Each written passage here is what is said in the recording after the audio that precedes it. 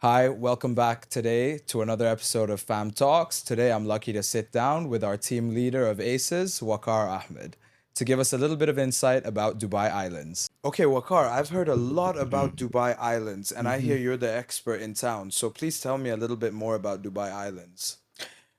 What I see typically about Dubai Islands, or how I can define Dubai Islands, is anywhere in the world, we know the projects that have value over the water, projects that have views of water or water living is always been considered as the most premium product.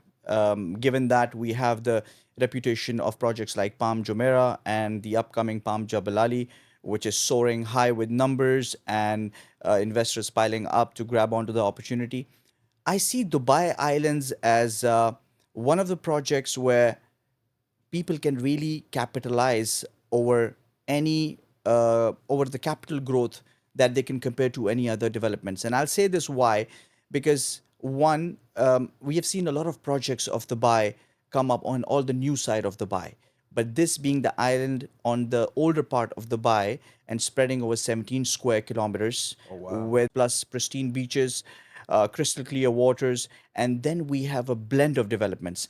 That is what makes it more attractive because people who might not be able to afford the large ticket sizes of villas, or let's say for the likes of Palm Jabal Ali for that matter, in Dubai Islands, they can capitalize on having a development with water views. So we're talking about mixed developments by different developers, where Nakhil, being the master developer, is giving away lands and plots for private developers to launch their projects. Now it's going to be a competition between quality, the creativeness, and the innovation that developers come up with.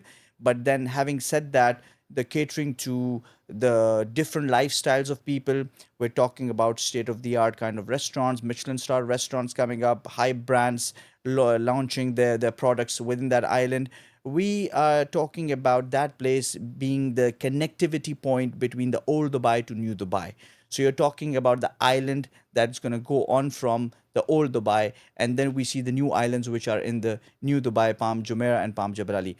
And let me tell you this: these are Dubai has been known for its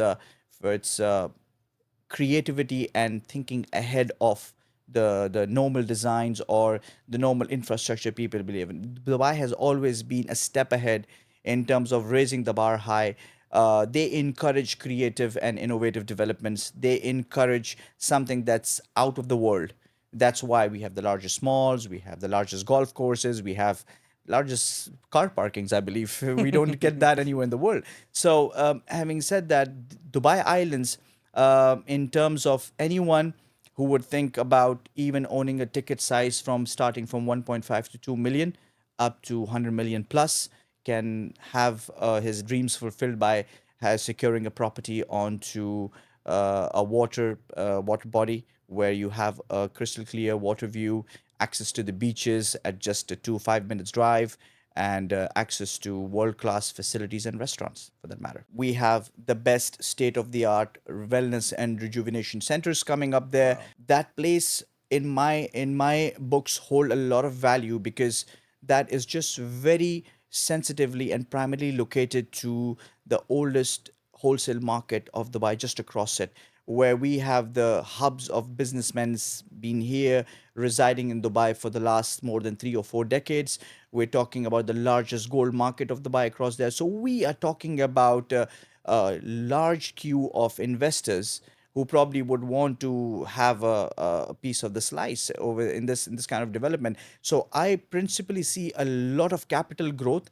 It's again going to boil down from a developer to a developer. Even if I have to term a developer, I would say if the developers who can deliver a fine quality, that might be the benchmark of launching their own brand and holding on to it and probably follow that brand down the line of future developments. But Dubai Islands, I would see a lot of capital growth in terms of the flow of investors, the flow of, because we know that a large population of Dubai covers across that island.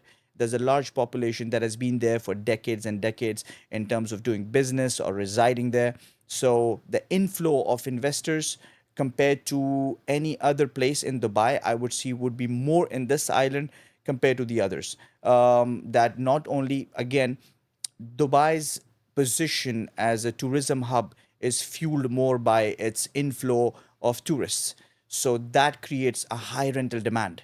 Now, when that creates a high rental demand, it means you are getting a high return on investment, and that makes your investment more lucrative. So you're not only capitalizing on the growth here, but you are capitalizing on a high return investment, which kind of discourages an investor from selling and just keeping the property on rent, which means then that basically increases the demand of purchasing compared to the limited supply of inventory available in the market. So that is why I feel Dubai Islands is still very underdeveloped. The whole infrastructure is taking its place, is slowly and steadily forming up. But what I can forecast and see, the way I've seen Dubai in the last 18 years, what I see down the line of 5 or 10 years would be something of a different magnitude and a different. I mean, this is not an experiment, but this is something that people would not be assuming right now and cannot even anticipate this project to be of such a level which it's going to come up with in the coming time.